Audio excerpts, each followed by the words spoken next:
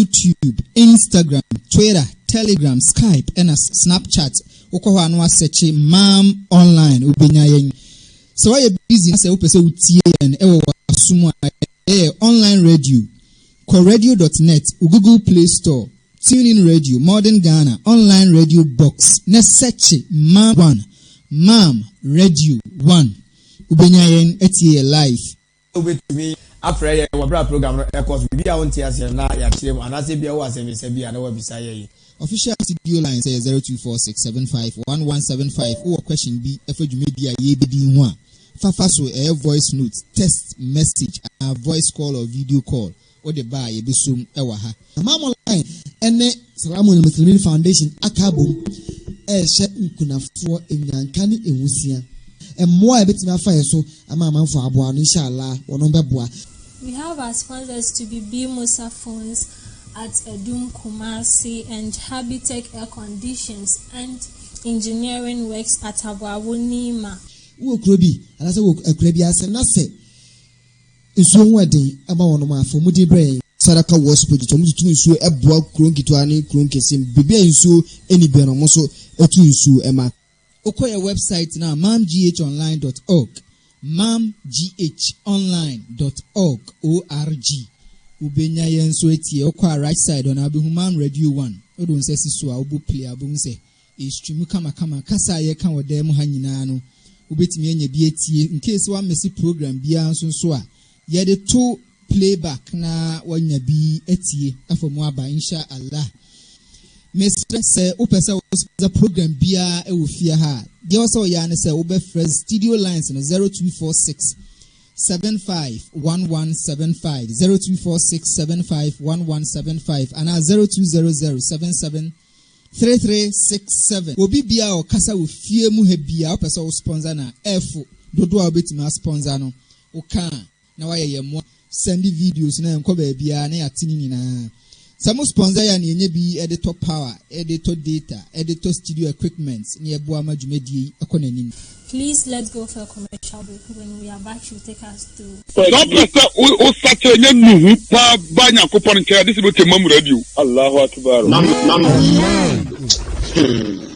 Wallahi, Al-Jannah to Firdaus is our limit, inshallah. Amen. اللهم أجرني من النار اللهم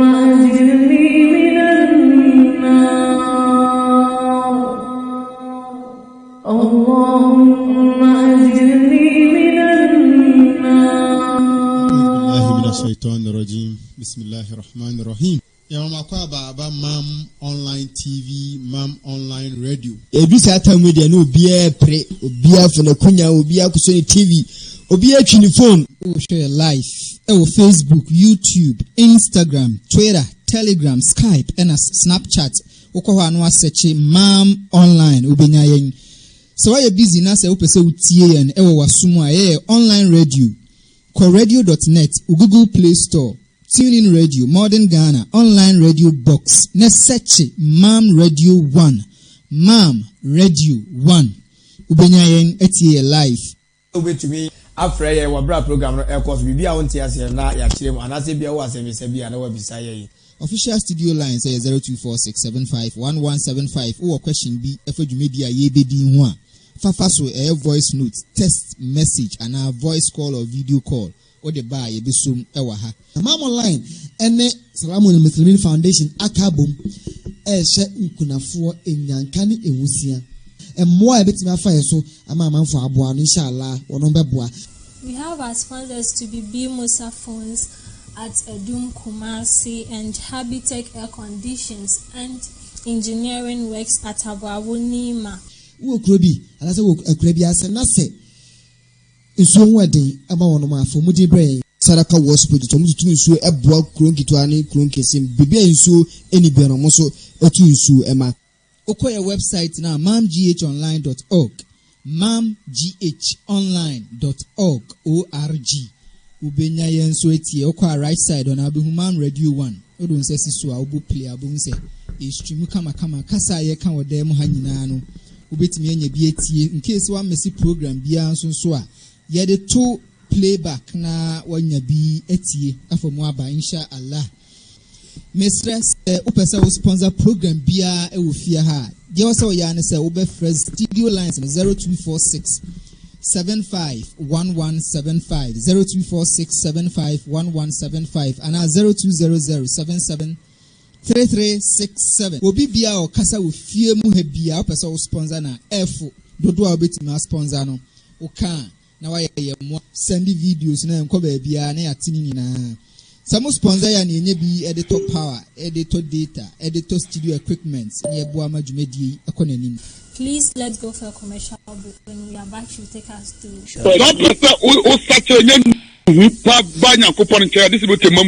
Allahu Akbar. أعوذ بالله من الشيطان الرجيم. بسم الله الرحمن الرحيم. الحمد لله رب العالمين. الرحمن الرحيم. مالك يوم الدين. إياك نعبد وإياك نستعين. اهدنا الصراط المستقيم. صراط الذين أنعمت عليهم غير المغضوب عليهم ولا الضالين.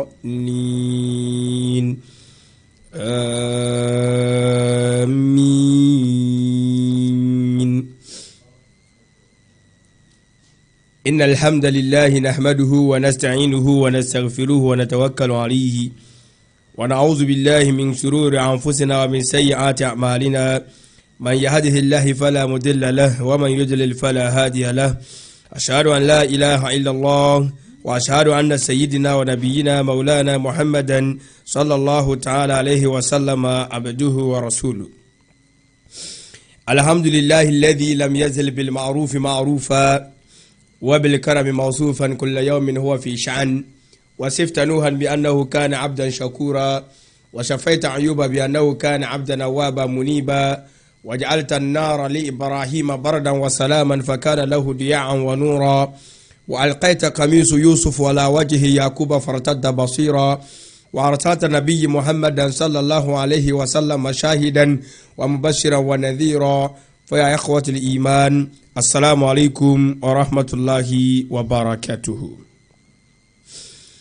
yɛde aseda kɛseɛ ayeyi enkamfoɔ no ntontom a ɛne awieyɛ yɛde bɛma Allah subhanahu wa ta'ala tumi yura da sebrɛ fansa ka nyanka ɔkyɛ mu koyira wa ɛhona bobirim toturobo nso nyame ɔbɔ soro ne asase nyame ɔtɔ nsuo ɛma aduane ɔtumfuo nyankopɔn abɔdeɛ nyinaa ɛda no nyame a yɛnkwa ɛhyɛ ne nsa saa nyankopɔn no ɛna yɛka ne ho asɛm na yɛdi ne ho adanseɛ ɛnɛ anɔpɛ yi. Enuanom agidiefoɔ ɛnɛ awie topic ekuta yɛyi a yɛpɛ sɛ yɛdi ho nkɔmmɔ ɛne sɛ emptying the vessel. Yɛka empty ɛkyerɛ sɛ wohwie adeɛ bi agu anaasɛ bi a ayɛwɔ container bi anaa kuruwa bi si hɔ na bibia ɛnnim wo. So nti yɛka vessel a sɛ kuruwa anaa container bi aha na wohwie bibi afiri mu wo. Enuanom agidiefoɔ enkoma yebedie yi mepese ode wa adwene ma me na yedisa enkoma we fa ne se wiase we ana wofi awo wo ensuo egu cup mu mpo se engu cup mu a ebia wasansuo bucket ma o sa nsuo bucket ma no saudi kwa akodware ana nsuo na wasa na mokọ akonom enti nsuo na mokọ no mo no ana udisi ho ana akoda bi di efi egu mu ana enwo ana anwa egu nsuo ni mu se enwo ana anwa gu nsuo ni mu a mingi ni sa wonom sa nsuo no a ebeye yi sa nsuo no so sa wode ye ade se bi wode kodware a enye yi de obeye ni se wobɛhwie nsuo no ato agu na wohwie nsuo no to gu a ansa na wahohoro adeɛ no mu wasasa nsuo foforɔ de agum ɛnkɔma me no wobɛdi ɛnɛ awie no no. Enti Nyankopɔn bɔɔ awiase no ɔbɔɔ nipa ewura mu. Ɔbɔɔ nipa no ɔbɔɔ akoma de ma nipa. Sɛ akoma no ɛmpɔmpi mogya na ɛnyɛ adwuma bebree wɔ nipadua no mu. Enti nimdeɛfoɔ ka kyerɛ sɛ kɔmhyɛne Muhammad sallallahu alaihi wasallama kɔmhyɛne ka kyerɛ yɛn sɛ ɛnam bi wɔ nipadua no mu. Sɛ kɔba sɛ nam no ɛte apɔ a nipadua no nyinaa te apɔ. Allahu akbar. Na kɔba sɛ nam no ɛyare a nipadua no nyinaa ɛyare. Ana ɔsi munim nam korɔ ɔsi ɛnam no qalb, that's akoma. Sa akoma ne ya dwumadi aka nyinaa yɛ akoma ne yare adeɛ dwumadi aka nyinaa yare adentira ɛno nipadua no engine. Sɛ no faili a yɛsi nipa no wawu yɛsɛ wayɛ funu. Deɛ ma woyɛ ɔkra te asefoɔ ɛyɛ akoma no. Ɛni sɛ akoma ne ni mu na woyɛ funu na yɛ wuda fi wudin bɛfrɛ wo funu deɛ a ɛyɛ sɛ akoma no yɛyɛ ho adwuma. Enti ansa na ebetuma afili container bi no ade ya hwie nsufin na yɛdai agu ansa na de nsupa yɛdai agum saa na akoma no so teɛ. Ansa na wotumfo Nyankopɔn betuma hyira minu mienu sɛdeɛ minu mienu pɛ Nyankopɔn enhyira no ɛsɛ sɛ minu mienu yedi kan yi bɔne na ɛwɔ akoma ni mu no yeyi de to hɔ ne ahohoro akoma ni mu na wotumfo Nyankopɔn de ne nsa aka yɛn. Allahu akbar. Enti obia Nyankopɔn dɔ ntimi nwura akoma ni mu sɛ wiase dɔ ɛte akoma ni mu a. Enti kitabu Zabur ka asɛm bi kyerɛ yɛn wɔ sɛ wotumfo Nyankopɔn sɛ wɔno nyame ne dɔ ɛne ewiase dɔ entimi tena akoma baako mu sɛdeɛ ensuo ɛne egya entumi tena container baako mu no. Allahu akbar. Ɛno nti sɛ wobɛyɛ nwunu a na wɔyɛ nwunu wobɛyɛ hye a na wɔyɛ hye ɛkyerɛ sɛ sɛ yɛbɛsom Nyankopɔn deɛ a yɛnsom ne yie. Ya ayyuhalladhina amanu taqullah. Watumfo Nyankopɔn frɛ agidiefoɔ na wɔka kyerɛ agidiefoɔ sɛ agidiefoɔ yi munsuro mawurade Nyankopɔn haqqa tuqatihi munsuro twɛde ampo Nyankopɔn wɔ no kure mu munsuro ne sɛdeɛ ɛsɛ sɛ yɛsuro Nyankopɔn. Wala tamutunna illa wa antum muslimun. Monhwɛ na wɔwu a mbɛfa mo agye mo yɛ muslimfoɔ. Si yɛka sɛ muslim a ɛne sɛ obi a wagye Islam adi. Islam nso kyerɛ sɛ total submission to the will of the one God, Allah. Si ebe bre ho ase ne yɛde ho abɔ afɔdeɛ amatwedi ampɔn etina so obi ebe muslim a yɛmane ka kasabi Nyankopɔn ɔmɛnti ase. Ɛno nti ɛsɛ sɛ akoma no mu no Nyankopɔn dɔ ɛyɛ akoma no ma sɛ nyame dɔ yɛ akoma no ma ɛno bɛm yɛ hu nipa mmɔbɔ ɛwɔ wiase ɛno bɛm yɛ abrabɔ no atene ɛwɔ wiase ɛno bɛm yɛ tima aka no korɛ ɛwɔ wiase ɛno bɛm yɛ tima abu amammuo no yie ɛwɔ wiase ɛno bɛm yɛ timi adi no korɛ ɛwɔ wiase. Sɛ nyame dɔ nte akoma no mu a ɛna di nkontompo adwaman kɔnkɔnsa pɛsɛminkuminya ɔtan ahoɔyɛ a saa ne ma no nyina bɛtena akoma no mu. Ansa nyame betima hyira yie no adi yi saa ne ma we nyina afira akoma no mu. In Yakob Quran chapter 26 ya ɛyɛ Surah Shu'ara na ayɛ papa Ibrahim no wɔbɔ mpa yie bi. Ɔhyɛ ase firi sɛ ɔse mo yɛ Nyankopɔn atamfo mo yɛ mema atamfo agye me Nyankopɔn ɛhɔ na ɔbɛ describe Nyankopɔn alladhi khalaqani fa huwa yahdin. Wɔse Nyankopɔn wɔn na bɔɔ me na saa Nyankopɔn na bɛkyerɛ me kwae wɔn na bɛkyerɛ me akwae de ama me. Ɛdi wei kyerɛ sɛ nyame antene wo a wontumi ntene ho ma no nyɛ yie agye Nyankopɔn ɛtene wo. Ti wɔse abere bia yɛnsrɛ saa adeɛ no sɛ otumfo Nyankopɔn ɛntene yɛn.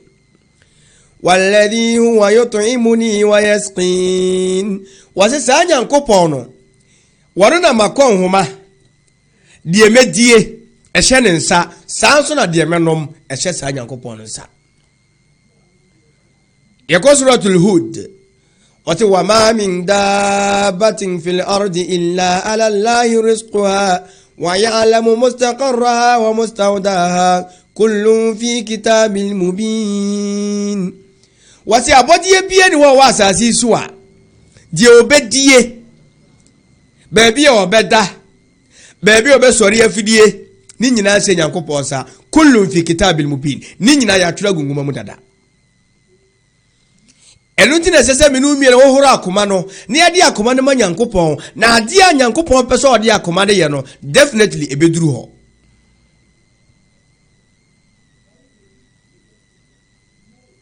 eti na wo do boy go school obia ma akora no koye course wa we dey wo ne akora no be dweno se bia mpese wo yesi akora nte papa meye ana akora na wo se mpese me yesi teacher for se akora no betuma ye ne ya pia na wura sa direction no ti akora ne yesu ti a de no de obedim enkunim tuwasi wa idha maridtu fa huwa yashfin sa nyankopon no wono na se me yade a woni nyankopon ne betumi asam yade I no describe nyankopon nso ho say ohuru akoma ni mu a if we empty the vessel that's the heart and we refill it with the love of Allah we say ebemi ehun say nyankopon ko na timi sayade eni say obi ko hospital ani e bomb pa nyame nsa ne yade there's a nyambe ma doctor fo no ayadesa nim de yenye ne se na pena ayadesa enje binum se nyame se yade na doctor fo agiska di da bi nyame amomba kosua signs and symptoms enje se obi yade aye hwe na se ewi nom sa adurowi na ebeko edo na hama ane yade ye enje se o empty o heart no a uhwie nsufin fira akomani mu a na de nsupagu akomani mu a o se eho ana obom se nyankopon oye wo hene o se walladhi yumituni summa yuhyin sa atwede ampo nyankopon wono nko na wotumi so obetumi akumie na enu na chi obetumi asanyane me seminu mie ni wo sa agidie we ya ya wohoro akomani mu a yebehunu se nyame nkun wa onwi dwumade bebre koso nyame sanimu at the end of the day bonse it ends on the rock once ago so hunu enti ya wohoro akomani mu a ebemi ehun se wo bia ni tumi so obekun ye be gina for the eye we will stand for what is right even when we stand alone ye be gina amane a eye mpo se yenko a na gina ho a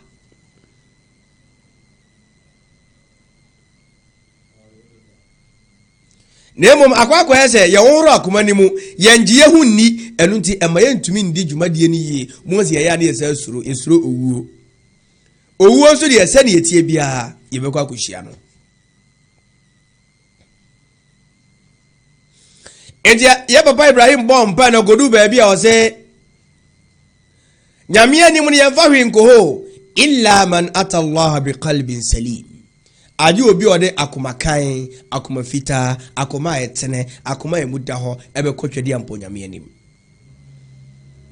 eni qalbi salim na mpesa minu di ho nkomo ede na minu mienu eye ne yanya qalbu salim sebese ya qalbu salim no a ade edi adwuma de se ne islam etie se ne ye papa e ka kire sisi asa na onso de no because want to be nya qalbu salim se won fa islam mra no enya adwuma Rasulullah sallallahu alayhi wa sallama mana haitukum anhu fajitanibuhu adie bia mabramo no montwe mo ho enyi se hadith ni mu ne ko asira mu je komtani kire ye nyina no a dwumadie bia komtani beka se ye ngyan no ekire no onko hwe no ne hu se sa adie se ntina komtani se ye ngyan sa adie we so wa ma amarutukum bihi de masamo samonye no faatu minu mastata'a monye no dodo sede mu betumi yentu ehoma akom kire yentu ehoma adoye yenka kasapa yendodo ye ho saa ne ma we nyina betuma ye ho saa akoma no emu eda ho a yankopon amenti ase wazesi yakata yenhwie nsufi no emfiri yenhwie wiase ene ho ne ma mfiri yakoma mu a eno ngeze ma yendo wiase koraa o asesi edo wiase nemom not to the expense of Islam eno ngeze yento otumfo nyankopon entwene dwumadi ayedie wo se ne yesre emwa se wadwuma koso a ana obetima aboa ye enti eye nemom ekwan no a ye fa so apesika no eno na brebia ya na ye kasa edefa ho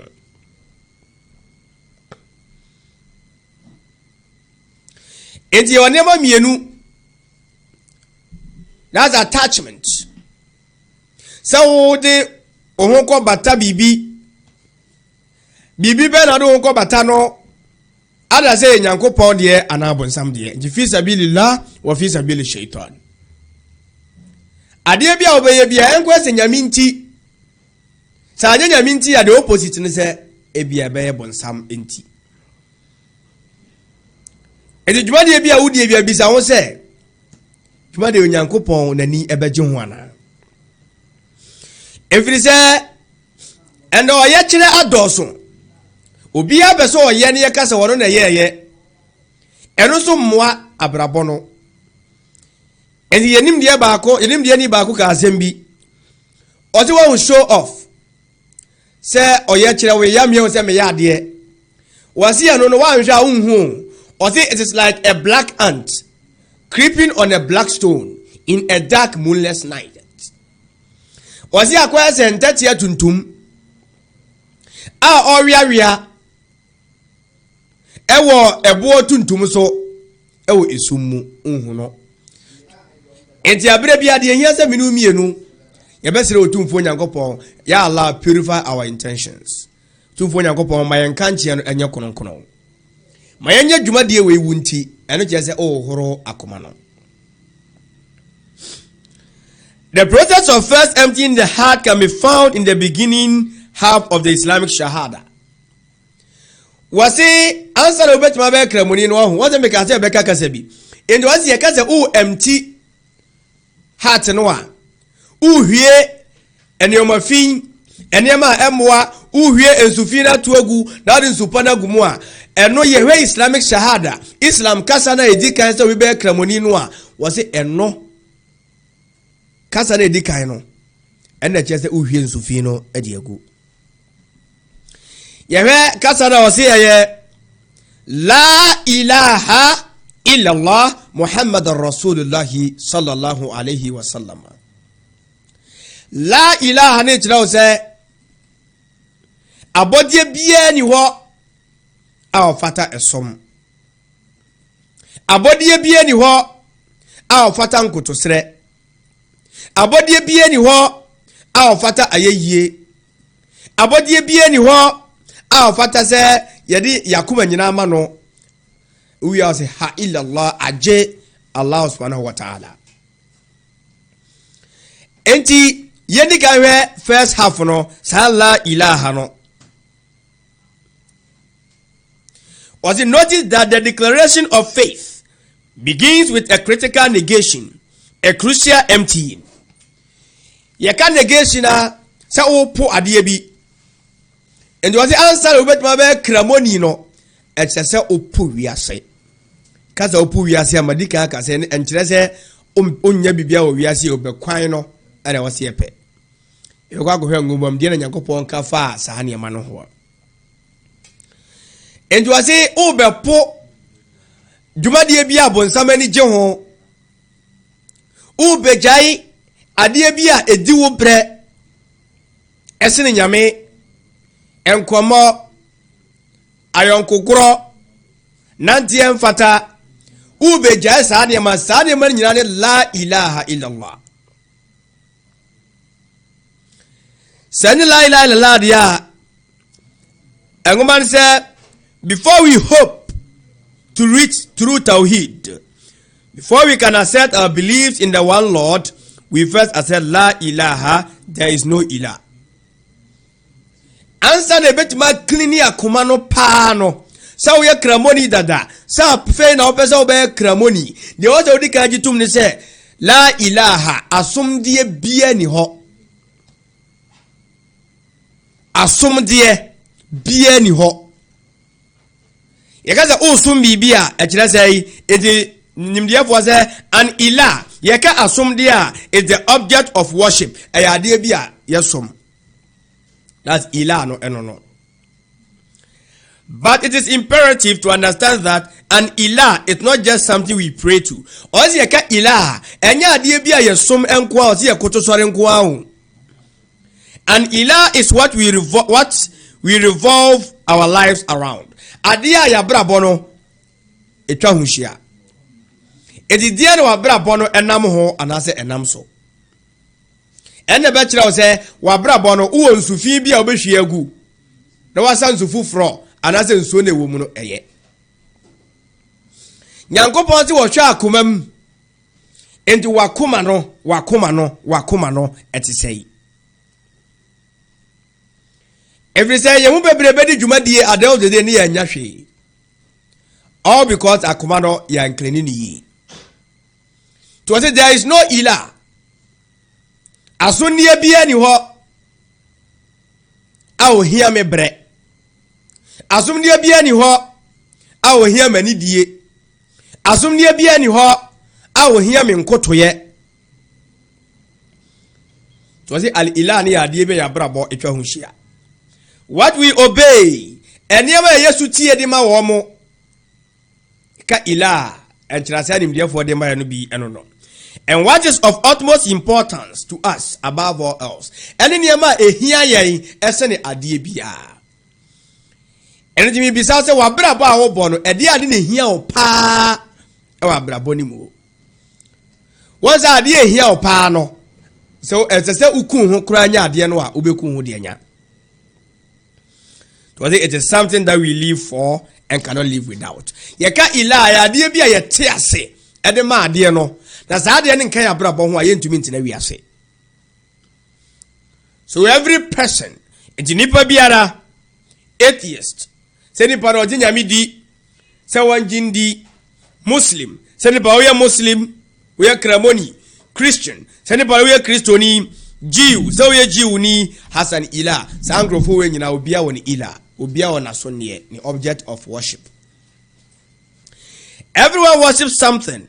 Obia sum bibi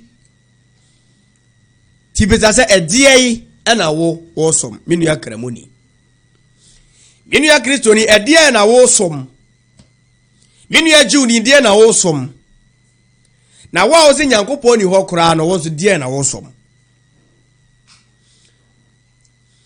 For most people, that object of worship is something from this worldly life, dunya. Yombebre niema yesomo no, niema ya brabo twa hunhia, niema ya Yesu tie di ma wo mo no, o se sa ye ilah no ewo wiase ha. Na se waso ne ewo wiase ha, dan kwa ma wo chefa ewo hene. Some people worship wealth. O se ye mu bebre som sika. Ye mu bebre nyadaje ema sika. Yemu bebe ya brabo na koye sika. Sikanti obesora na jo no ko galamse. Awo wompa no obi asori kwa djuma obeji akatuya. To asi yemu bebe ya brabo no, it revolves around wealth.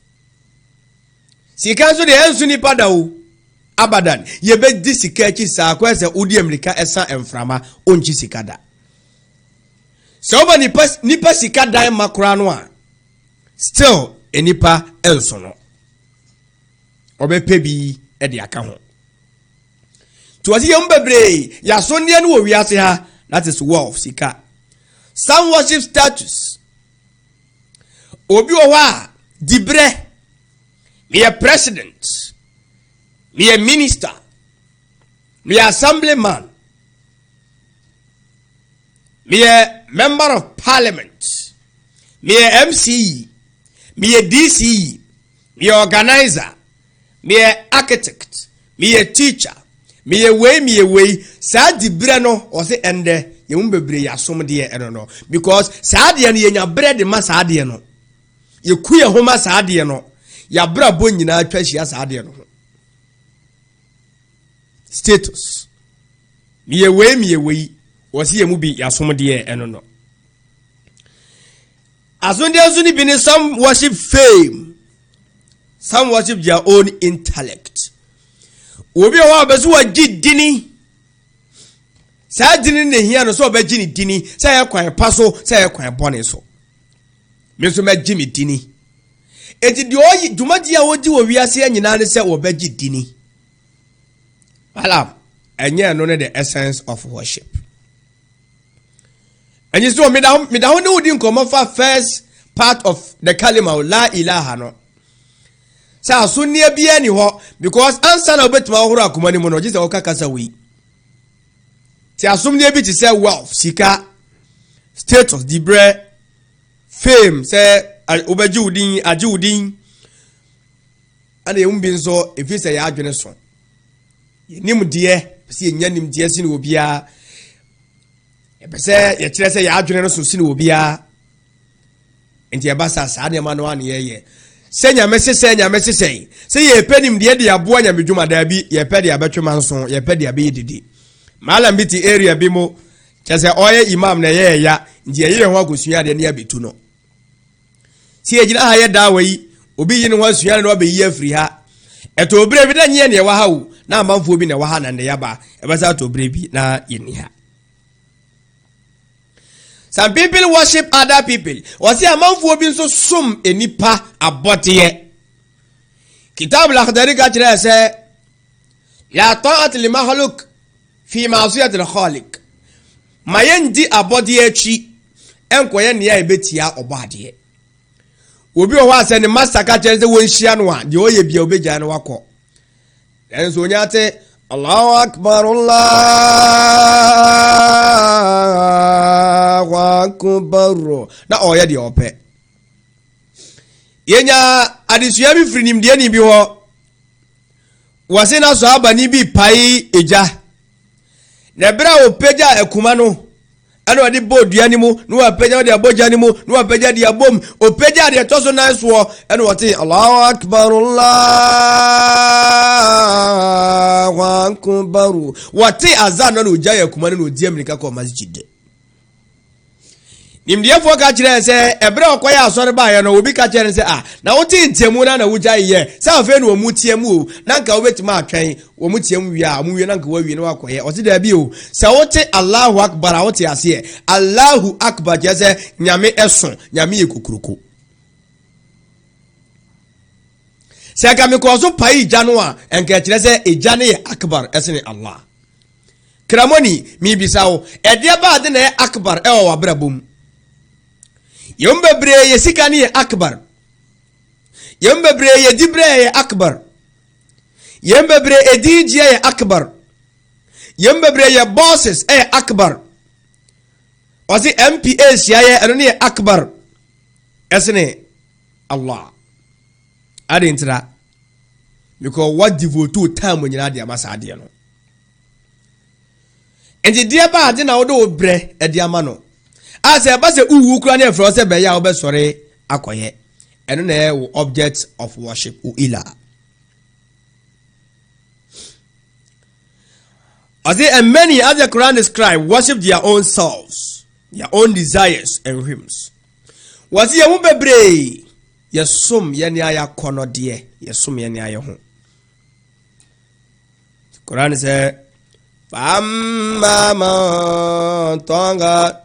وآثر الحياة الدنيا فإن الجحيم هي المأوى وتفهم من توغا وتوبي بيادا وبسا وياسي ويمو نوايي وياسي وآثر الحياة الدنيا وفوياسي أبونيبو فإن الجحيم هي المأوى وتساني بانو نوية أني بنسام إجمو وتفهم من توغا na obia ote atuadi bone wo wiasea wa athal hayata dunya na ohwe mu yi wiasea sitina yi no fa innal jahima hiya al mawa no kura se amanuhunu jano eni ne fi wa amma man khafa maqama rabbih wa nahaa an-nafsa 'anil hawa fa innal jannata hiya al mawa wa dina obia ono die osuro se obegyina twedi ampo Nyankopɔn basa yi adom anim na osi ne kra ho kwan efri ne honam apɛdeɛ na kɔnɔdeɛ ho ana ne honam akɔnɔdeɛ ho no fa innal jannata hiya al mawa saa nipa no ne fie ene osoro ahemaimu Sisranie numinie the choice is yours so we be baako and was obi owa wo somo no ankasa na kɔnɔdeɛ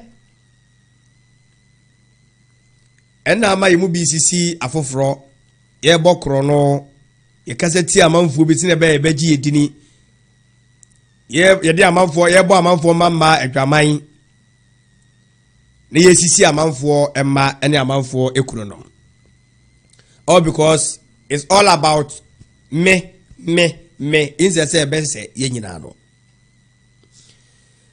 and ngoma say have you seen he who was taking his God his own desire won obi a ono a ode na konode aye ni ila won obi a ode ono na pede aye na somde tede wo wa pede bra wo pe na wo som bra wo pe na wo ya ade a je se wo ye wo wa pede o hwe wa pede aje nyame de was say Allah has knowing him as such left him astray was say wo tumfo Nyankopɔn ohu sa nipa no pe o gya nipa no ekɔ enyiraye mu on guide no o mana kwankyere on kyere no kwai enti obi a wo se wa adwene so usisi amanfo se be obenya wo ho wakɔnɔdeɛ wapɛdeɛ enti no nyame se ogya wo saa na wakɔ pem and sealed his hearing o se ani pa no na so esisi de obeka bia ni wa obetie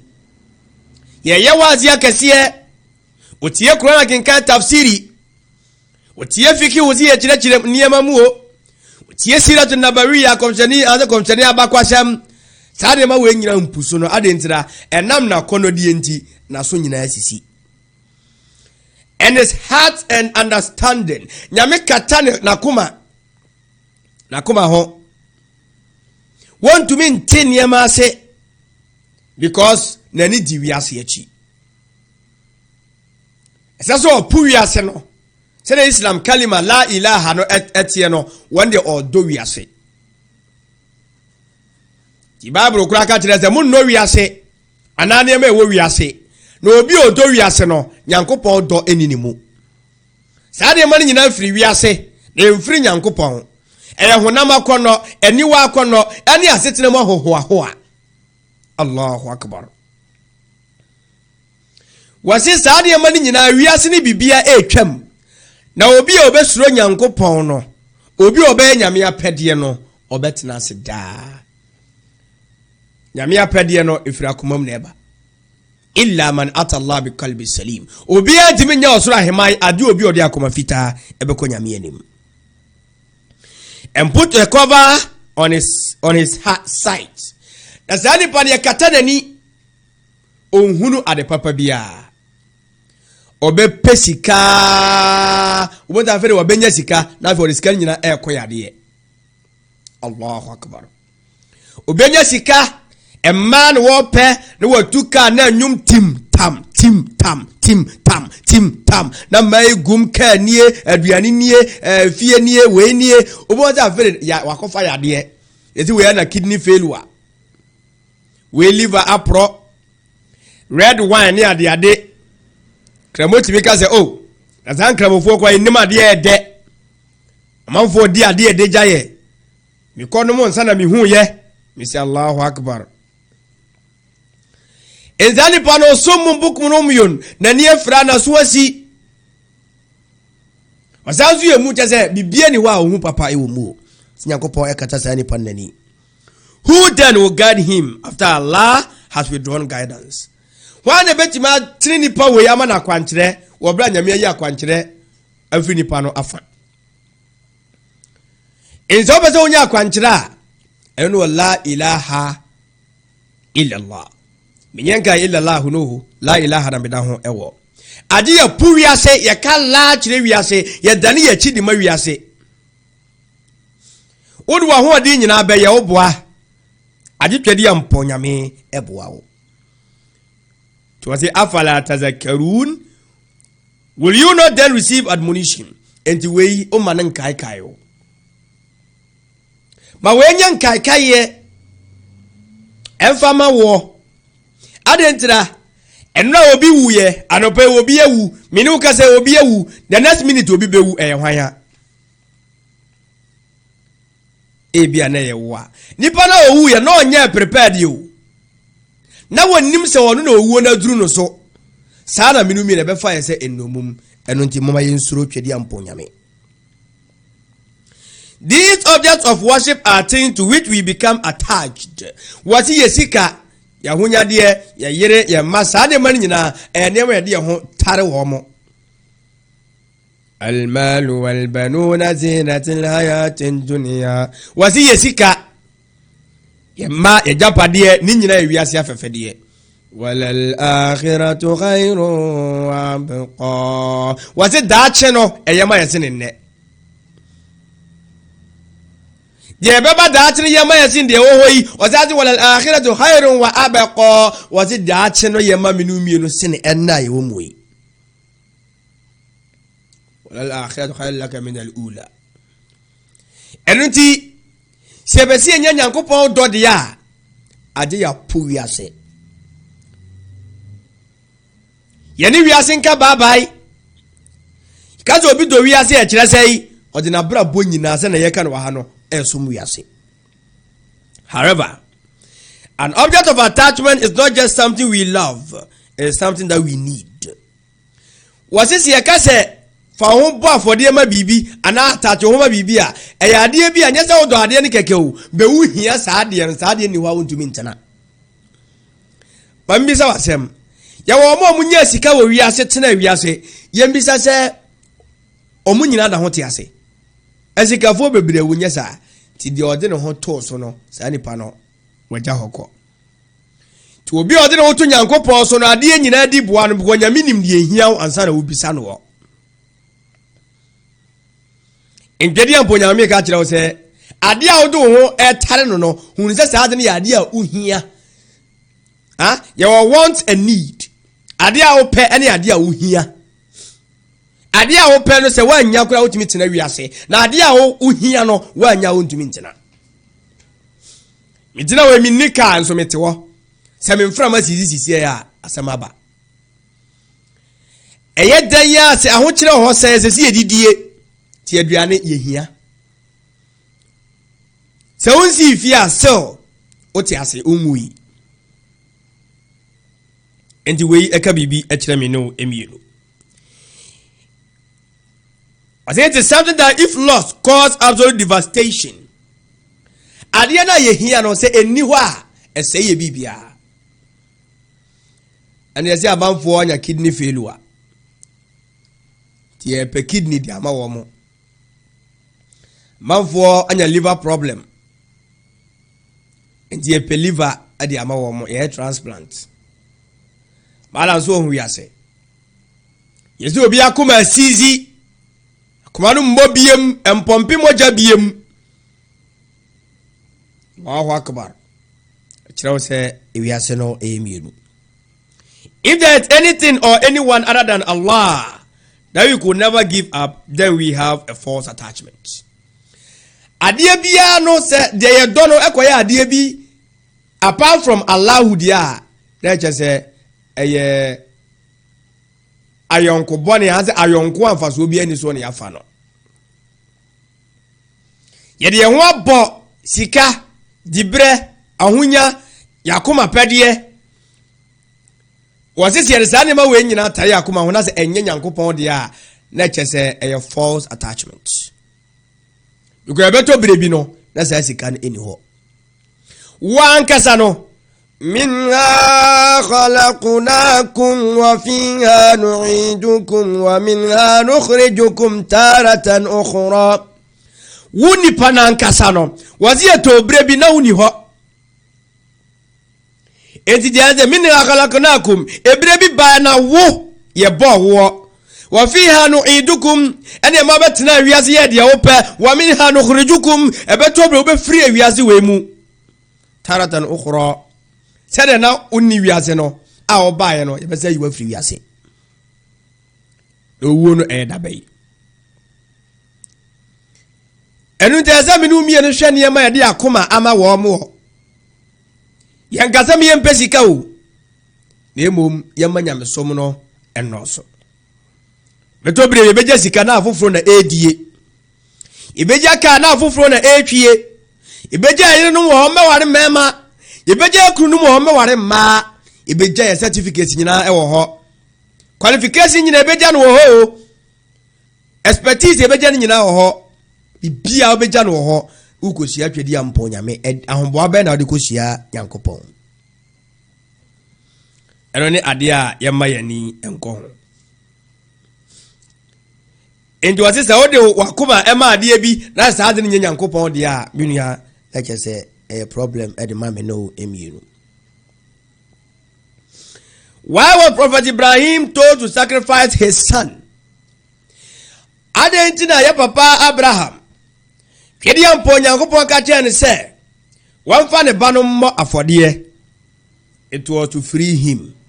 It was to free him from a false attachment.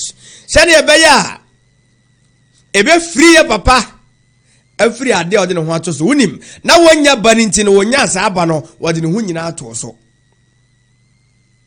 Sinaka ne wura kura yɛ afiri nyankopɔn sɛ no fa ɔba no bɔ afɔdeɛ ma me.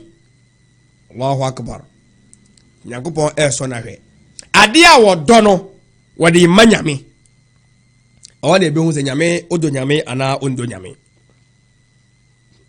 Lan tanalul birra hatta tunfiqu mimma tuhibbun. Wase mo nyinaa mutumi nya tenene o kwapem sɛ tunfiqu mimma tuhibbuna mubɛyi deɛ modɔ amode ama nyame nti. Ti Ibrahim no dɔ ne ba no nyame sɛ fa no bɔ afɔdeɛ ma me ɛhɔ ne yehu wɔn a wɔdɔ nyankopɔn no. Ti nsɔhwɛ mu na nyankopɔn de hunu wɔn a wɔdɔ no ensɔhwɛ mu na nyankopɔn de hunu sɛ nipa so wati na koma no wa clean ana won clean nipa so masi metimi di na wura heaven ana metimi mfani wura and na okɔ adwuma kɔ yɛ qualification to the qualification is wa koma no di ho adwuma. Alif lam mim ahasiba an-nas an yutraku an yaqulu amanna wa hum la yuftanun. Jacob alif lam mim ahasiba an-nas ada samadu yo mo se omabi omanu akase ye di nyame di enu ntimi nso o mo nhwa ana ba bia nyame di hunu anokwarefo ene nkontompofo eno no. وَلَقَدْ فَتَنَّا الَّذِينَ مِنْ قَبْلِكُمْ وَسِمَدِكَ أَسْوَ دِكَفُو بِيَشْوَ مَا سَوَنِسُ أَيِّ بَابَ فُونَ جَابَيَ فُونَهُ فَلَا يَعْلَمَنَّ الَّذِينَ صَدَقُوا سَدِيَ بَيَا مَهُنُ وَنُوا وَدِي جُمَدِي بَابَ نَا وَدِي نُكُرَ وَنُوا مُكَا نُكُرَ سِيَ جِنْيَمِدِي nyamesomfo adɔso nso kalabuli nyamesomfo adɔso nso pɛsɛmin kumenya nyamesomfo adɔso nso wɔtani ahoya hitwa nantini wala ya'lamanna al-kazibin na masahunu wo mo mu twantro mo mo ye boni ayede amabe mo mo ye boni ni yazi yasum nyame a phones na yira o masallaci no yazi yasum nyame a amp na yira o masallaci no yazi yasum nyame a kata na yira o masallaci no fa in lam takun tarahu fa innahu yaraka sa hunu nyankopɔn a hunu sɛ nyankopɔn de ohunu nyankopɔn o menti ase. Once he was free, his object of love was given back to him. Abraham jitu muso obed din ba ba for de no na za de a odo o de ma nyankopɔn no nyame ma Abraham ade a odo na wasa de ne ba ne sa ma no nyamba de hu sɛ ampa sɛ wo so odo me de a me sa de ade a odo no sa de ama wo. Yesi ehia moa ebesi ebie TV station sika na hwe obotom no wo pepa fa ma nyame na hwe nyame nya mo fa ma wa ya ibn adama o wala sama almalu mali sika ye minyankopon dia wa jannatul jannati heaven so ye media wa antum ibadi monso ya menkuwa ya ibadi o menkuwa ishtarul janna bimali monfa mi misika no ento me heaven no enti bra udi beyi sika ma nyankopon no nyankopon se akwa pa no kwarefo se wodi kakra mu no kware de a mema wa mo me sha wo dene me sha wo bo mema wo de esene sa ketu ana wodi ma nyankopon no enti bra Abraham de ne babo afo oye so de babo afo de no nyankopon hu se no kure makoa we oya akwa pa no kwarefo enti mema no enwan amodi yes adwuma no ena me sade ne ba no esade ma no Allahu akbar enti minumi no ede na yedo yemfa sane mo no emanyame. If there is anything or anyone that losing will absolutely break us, we have a false attachment. Sie wo bi wo wiase ha ala ya wade bi wo wiase ha na se ehwere saade no a yakuma nyina beseye a ende yakuma no yemfa nko be papa yemfa ma nyankopon a false attachment.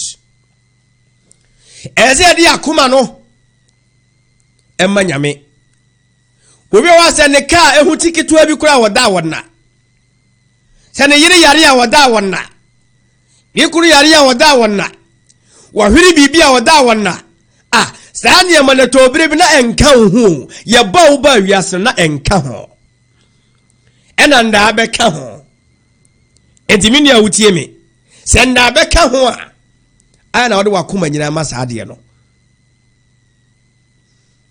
tudu wakoma ma saa de no a it says you have false attachment. And then brother ni ketesia kasi yan warriors yan we honso ye boye ho na so mpra twa kese na ekoso tane mpra no kura yare woni adaje baby girl ne yare o makura na say you meanwhile a false attachment. Enti nguma ga kire se ade bi ade akoma be ma no na saade no se ye hwere saade no yakoma be sei pa no ase yakoma ma ade bone false attachment. False attachment are things that we fear losing almost to a pathological extent. Was it idea be ye de ye ho abo saade no ye ka false attachment say adie bia odo ho aboro asade no se efiri wo nsemu a ebe hawo pa mpo etimi bubu ni pa no kura agu ho obi tete ne shop ahia na nakoma obi kura yem timi hye no mini a wotie me mama wonti ase se adie bia ne ho ebe hia nyankopon omma ho kwan se to wa ebe to ense to wa ento Didi ebetu bia no akase min Allah ta'ala ifri nyame ho ne ba nyame ne ma ho kwai Yankopon have never made a mistake e bia wo jiwe no de kese ama wo di a yensusu enkasa Yankopon o menti ase. It is something that if we even sense is drifting away we will desperately pursue. Was it sad yense wo se efri enche akokora no a de ye bia be jane e desperate si ye di sad ye no chi Mami bi yazina ensuo efa no dua ho esese wo so dua ni mu na zo no okuta pon mienu so obeja pon no magu nsuo ni mu na waso dua ni mu no mami ne do pon no mo on beso belu tu sika no enti pon no edini wura owuo mu pon mienu antima anje mami ne nkwa enti enne e wota wo horo akomanum empty your vessel clean the heart and refill it with pure water illa man ata Allah bi qalbi salim. Nyame won hwe sika hwe obi bia wo o hwe akoma no tinya sikafo na ekọ aljanna. We chase it because losing an object of attachment causes complete devastation and the severity of that devastation is proportional to the degree of attachment. Allahu akbar. Was it the entire idea de na chi ni se yandi akira yakoma besei ene nipa antuma anya sala na koma nsei o wantuma anya achiwa na koma nsei ene mbi kwa de boni tu ye ho ene yakoma nsei wo ho e wo tene wansi di kura yira no complaini ɔbɛkasa saa so ɔhono enti wɔse adeɛ bi a sɛ ɛhwere yɛ ne a yakoma bɛsɛe abubu yɛ agu hɔ no ɔse sɛ nyɛ nyankopɔn de ayɛhwɛ ne yie sɛ wolusu wo din a ɛna wɔ sɛ ɛnka usu nyankopɔn ɔma ɛnte aseɛ. These attachment can be to money. Ɔse saa attachment wei nneɛma ɛdeɛ ho abɔ afɔde ama no yɛabɔ din dada ɔse ebi ɛyɛ sika. Obi sika ɛhwere no a wɔtena wɔntena. Wobi ne sika so ɔte a na wɔsu ɔmpɛ sɛ ne sika so bɛte. Sɛ miyibi deɛ fi sɛ bililaa so bɛte.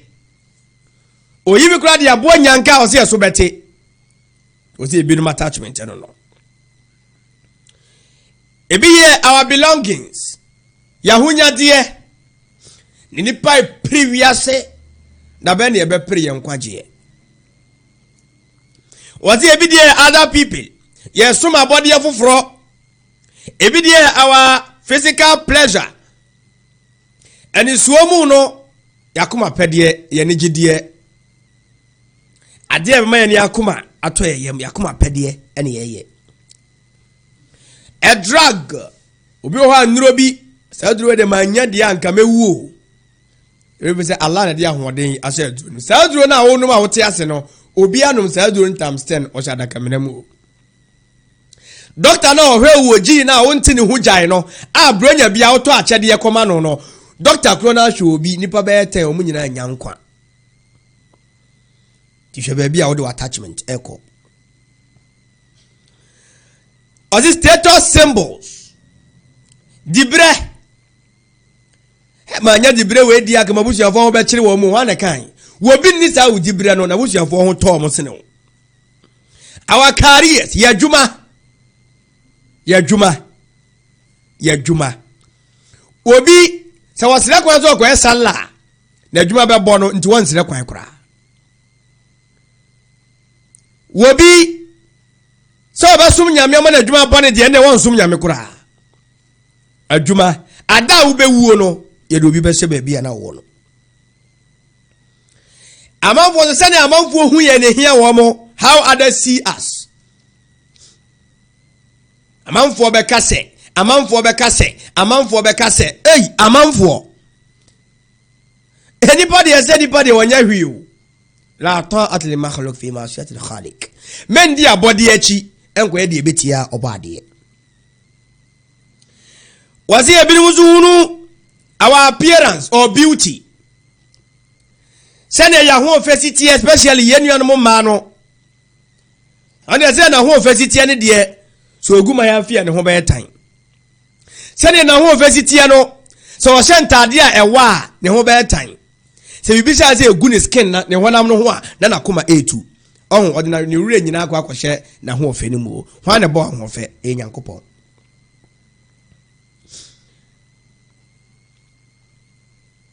Wasi ho bi nso ye degrees, ye qualification ni nyina mabodi ni. To say any man nyina a false attachment. But until we can break this false attachment, we cannot empty the vessel of our hearts. Say ye be jai sa ne me be twe ho firi sa ne ma we nyina ho. Ne ade ho abɔ Nyankopɔn na nyame ama ya kwankyerɛ wɔ sa ade we ho no. O say ye ntumi enhoro akoma ne mu. Obeda horo akoma ne mu se wadwuma hia ho se ne nyame somo a. Obeda horo akoma ne mu se oyere ne oma ho hia ho se ne nyame somo a. Anabi Isa Yesu ka asem bi concerning the same thing.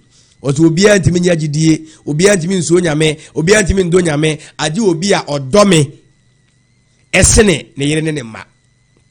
And there was there be. And if we not empty that vessel, we cannot try to fill it with Allah. Say ya nhoro akoma nim sa no a yentumi mfa enso foforo engum. Enti me sha se me bisa question say o wa cap a odi benum nsuo wasa nsuo a obenom ana ebia ensufi bi gumu ana anwa bi gumu ana engu gumu ubehwie cap nsuo na to agu na wa horo cap nim na wajima sa nsuo foforo de agum. Na sa amane sa na sa wasa nsuo foforo de gu cap nim a wasa nsuo ni nyina. Ye ko nsuo gu ankure mu another the same mu. na rɔba kɛseɛ adom rɔba kɛseɛ no mu na sɛ anwa gu mu a na sɛ sela wokɔ nsuo no gu mu a ɛyi anwa no firi mu anaa daabi nsuo no nyinaa asɛe ade wohwie nsuo no nyinaa wawohoro ankora no mu wasa nsu foforɔ agum asɛm a me ne woka no awia nyinaa ɛno no Nyankopɔn ɔma yɛnte aseɛ. This struggle to free one's heart from all false attachments, the struggle to empty the vessel of the heart, is the greatest struggle of early life. Some know be pray, ye be jihad. Si ye be kuatia ya pedie, aye Nyankopɔn apedie no, and ne sese ye ko ni nya. Dem Islamic shahada no eba no. La ilaha abodie bie no fata esom illa Allah aje Nyankopɔn abodie bie no fata me bre aje Nyankopɔn abodie bie no fata mani die aje Nyankopɔn. Fasbir sabran jamila wati yenya abotre efe papa. Allahu akbar. Inna Allaha ma'as sabirina min Nyankopɔn me ne abotrefo nenam. Enti wei kyerɛ me no bienu sɛ yɛnkasa sika nyɛ ɛyɛ ma yɛmfa yɛbrɛ no nyina mma sika ngya nyame ɛbɛtɔ brɛ yɛbɛhia nyame. Wei nkyɛ sɛ awareɛ nyɛ ɛyɛ paa ma yɛmfa yɛbrɛ no nyina mma awareɛ yɛmfa bi ɛmma nyame na brɛ bɛba yɛyere no bɛwu agyae yɛkunu no bɛwu agyae. Minkasa ma yɛn dresse o bɛyɛ dresse no nyame ani gye ho anaa n'ani ngye ho. Minkasa ma yɛn pɛ dibrɛ no deɛ ne yɛde yɛ ama Nyankopɔn. Woyɛ MP, woyɛ DCE, woyɛ assemblyman, woyɛ president, woyɛ minister. Deɛ na ɔde dibrɛ no yɛ aboa Nyankopɔn adwuma. Woyɛ nsɛmpakani. Wo nsɛmpaka no direction bɛ na ɔde nante. Udidi atem ana okano kure so hunu enti we eka bibi e de kire me no emienu. That struggle is the essence of tawhid. Me sha za me bo tawhid me ka se be kire mi sa wo pre sa wo de wakoma o kra obi bia be do awurade no ene e friend tawhid. At tawhid huwa ifradullah bi anwa'il ibada. Wati tawhid no eyegidie bia e kire se Nyankopɔn kwa ne sese ye som no ye ya sutie edema no. Wa dalil qawluhu ta'ala. Evidence enyina so ne se wa qada rabbuka alla ta'budu illa iyyah. Nyankopɔn se mamun sum abodie bia nka me ho ademe nko a mamun sum asonne mamun sum sika mamun sum dibre mamun sum yerenom mamun sum mukurunom mamun sum samafo mamun sum asofo mamun sum imamfo mamun sum waliufo mamun sum malamfo mon sum me Nyankopɔn. Alam ari laikum ya bani adam alla ta'budu shaytan innahu lakum aduwwun mubin.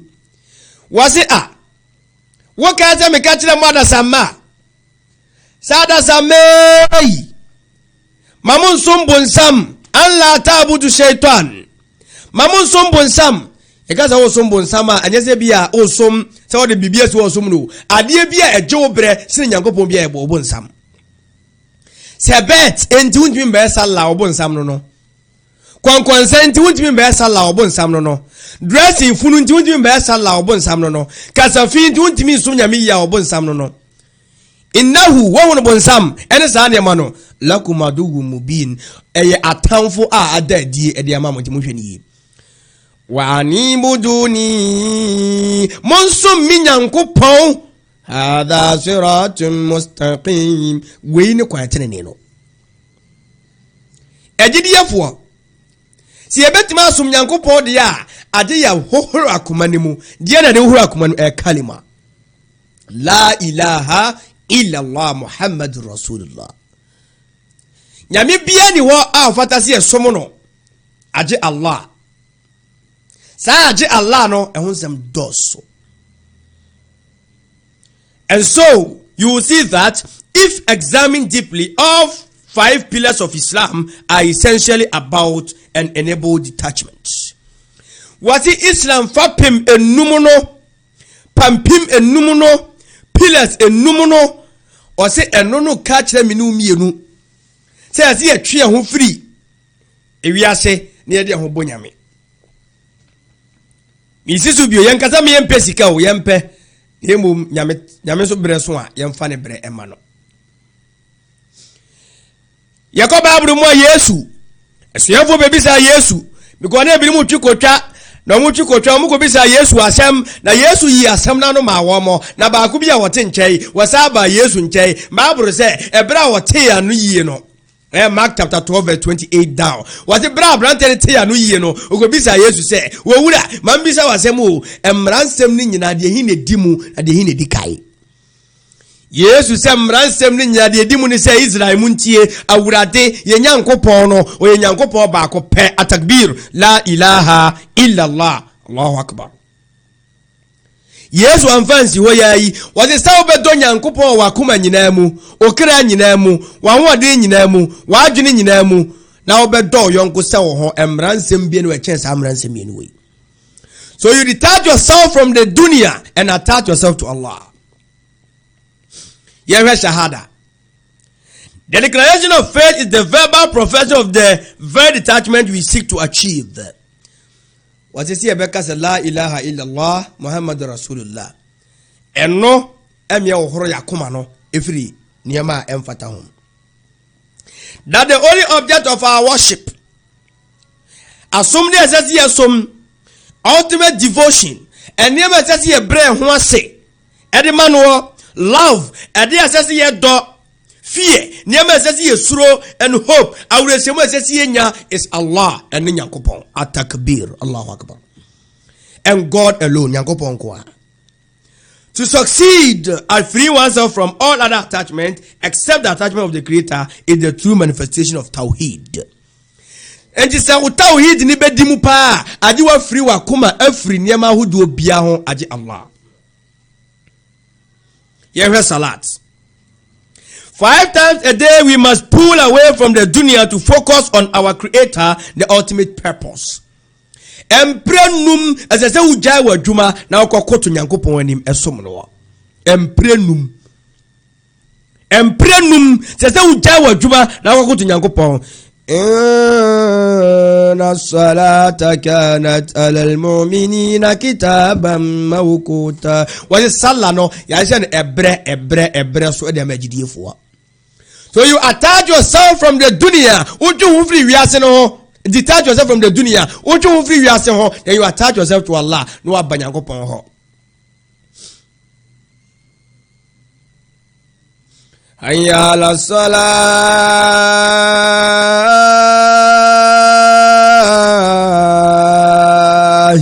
hayya ala salah,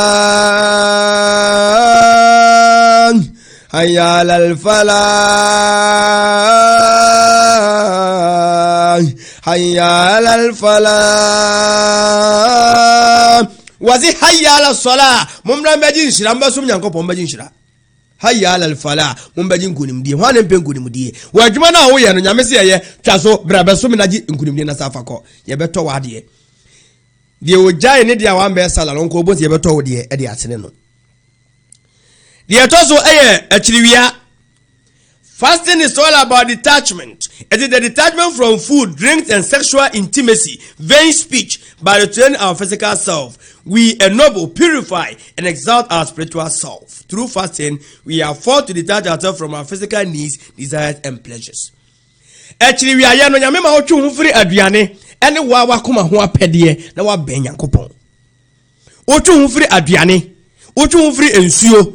Oyere nkyai ko. Kasafin, kasafo, otu free ho. Na do ho ben Nyankopon. Enti na chiriwia ehu hia no. Sikomcheni se abrante anware ye. Se ofisa ho nso ato hu ma komche ade ntira. Emo atwo ho free akono bone ho. Zakat. Zakat is about detaching ourselves from our money and giving it for the sake of Allah. So usika na ede ama no. O twa ho free sikani bi ondu yi sikani bi. Ede ama Nyankopon. Ye fa se nyame nsem o de boa man program. O de ma nyanka. O de ma kunafo. O se eno kire se de nyame de ama no o ye Hajj. Hajj is one of the most comprehensive and profound act of detachment. A pilgrim leaves behind everything in his life. he gives up his family, his home, his 6-figure salary, his warm bed, his comfortable shoes, and brand name clothes, all in return for sleeping on the ground. Was it yeka hajia? Where the money involved? Uwe jani sika, na katuya, ni yere, ni mpa, ni fie, ni store, ni juma, ubi mpa uhu anya mpa ketwa, sari pana kwa koda form. Adi ntina wachinu wafiri wiyase ho, ben otumfo Nyankopon. Erunti, yankore adiye bi wo Quran ni mu, Quran sura tosu mienu, ninjiche mu oha, ahanu, any ahanu bako, 200 and 201.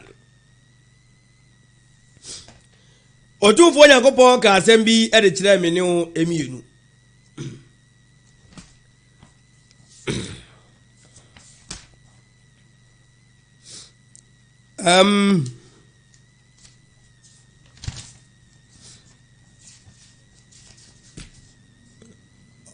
Okay, and also. As I want to for Yakopo can say, Yamubi or wa. Yet the Oba for them a tradian ponyame. Yet the Oba for them a tradian ponyame, we are. Nay, I say, Akira, and so the account. It's a banner Tina for Junior Hasana or Filakirati Hasana.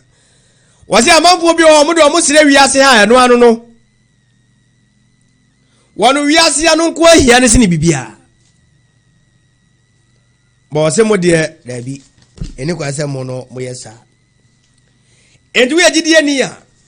Quite better for our Rockmanimu. A idea be a home in here, and go for Omentias here. Yet, why Cassano so at your baby, Yamfasa Quran Ayano, Yamfamwe, Yakasano, Enina. As if either Kadetum, Manasikakum, Faskurullah. Kazikrukum abakum awashadu zikran. Nazemu ye munyame som ho amane no a mombo Nyankopon abodin said ye mobo mojanom abodin no anase mombo Nyankopon abodin ma enchen sa. Allahu akbar. Semu ye munyame som ho amane no a wo ye osala wi abo Nyankopon abodi tontom nyame bebrebe. Nyame tontom ne ho hia. Ala bi zikrillahi tatmain kulub wazi Nyankopon tuntumu na kuma enya ahomegie. Famina nasa wazi na nipa no bi wo ho a man yakulu rabbana atina fi dunya wa ma lahu fil akhirah min khalaq. Wazi nipa no bi wo ho a de waka ne se yewura Nyankopon ma ye wiase sa nkrofo no wazi wo bom pa ye sire wiase na wazi na woni chefa e wo daache. Yon kramo fwa de biya wiase, wasi ye pri wiase. Ye presa ye nyahwe da nkwama. Nati waminu man yakulu na mumu binsu kase. Anani panu binsu kase. Rabbana ya wuradi atina fi dunya hasana. Ya wuradi Nyankopon ma ye wiase mu papa.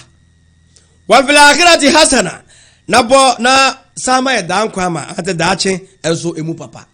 Because ube wo free wiase to who say wiase papa no wa say dan kwa ma da che nso e papa wakina azabanar oze radie boy ho ban efira mane hunu jano asotwe no ho nyame say ulaika lahum nasibun mimma kasabu wallahu sari'ul hisab oze sa ankrofo no ene obenya chefa afri djuma wodi ye no mu onyankopon de ne ho ye hare e wa kontabuo mu wallahu sari'ul hisab enjide na odo ho atoso fa ho to twedi ampo onyankopon so na unu hu da sama me no be kan awie eno no si ye de ye ho beto Nyankopon so e de na odo ho atoso la ilaha ne cheze me mfa me ho ntu bibia so ha illa Allah agi Nyankopon ba akopɛ no me mfa me ho ntu mi sika so e beto brebi na mi sika ni ho me nkate pesika okwan papa so ne mfa ho ntu so emfa ho ntu dibre so e beto brebi be gya dibre no wo ho fa ho to Nyankopon so ewo ebre bia mu ti emptying the vessel na ye kan se ube umfa ho to abode so wiase ni ho ne ma so na ode ɛfɛ ne sɛ wo ho bɛtɔ nyankopɔn so yesu ka asɛm bi wɔse ma mo hyehyɛ mo agyapadeɛ wɔ asase so faako a nkekaboa ne naakye bɛsɛe no na ɛgye sɛ ma momfa makoma mma wiase na emo mo hyehyɛ mo agyapadeɛ wɔ soro faako a nkekaboa ne naakye nsɛe no na akorɔmfoɔ mbubu nkɔwia wɔse sɛ mode mo akoma mma nyankopɔn deɛ a akorɔmfoɔ ntimi nkɔwia nkekaboa ntimi nkɔsɛe no faako a wɔagyapadeɛ wɔ no ɛhɔ ɛna wakoma wɔ ɔte baabi a wɔagyapadeɛ wɔ no hɔ na wakoma wɔ nti wɔagyapadeɛ wo deɛ no ɛwɔ hefa onua wotie me te wo baabi a wɔagyapadeɛ wɔ a ɔhɔ na ɛbɛtumi akyerɛ baabi a wakoma wɔ me deɛ mentimi nkyerɛ baabi a wakoma wɔ twedi ampɔn na ɛbɛtumi akyerɛ te fo aho ɛbɔ nyankopɔn fo wakɔ ɛsɛ nyankopɔn sa ɛne bɛbɔ mo tuma wɔhoro akoma ne mu nyame yɛ adoma da foforɔ yɛbɛsan abɛtoa so hadha wallahu a'lam assalamu alaikum wa rahmatullahi wa barakatuhu